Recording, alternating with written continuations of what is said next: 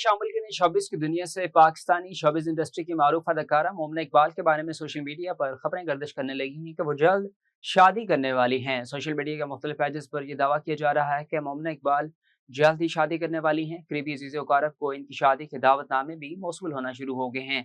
अगरचे social media पर गर्दिश करती खबरों में दूल्हा के बारे में फिलहाल ज़्यादा तफसीलात नहीं बताई गई, ताहम ये बात सामने आ गई कि अदाकारा के दूल्हा का ताल्लुक शोबिस इंडस्ट्री से नहीं है। पाकिस्तान शोबिस इंडस्ट्री की मारूफ अदाकारा इशना शाह ने मदाहों को खुशखबरी सुनाते हुए अपने घर जल्द नन्हे मेहमान की आमद का ऐलान कर दिया। इशना शाह ने अपने इंस्टाग्राम अकाउंट पर शोहर के साथ मुश्तरका पोस्ट शेयर करते हुए कहा, बताया कि हम अपने पहले बच्चे की आमद की मुंतजर हैं। पाकिस्तान शोबिस इंडस्ट्री से ताल्लुक रखने वाली शख्सियात ने मार्का हक को 1 साल मुकम्मल होने पर पाक फौज को जबरदस्त खराज तहसीन पेश करते हुए मुल्की दिफा और इस्तेकाम के लिए मुसल्लह अफवाज की पेशा वराना सलाहियतों और अजीम कुर्बानियों का एतराफ़ किया है।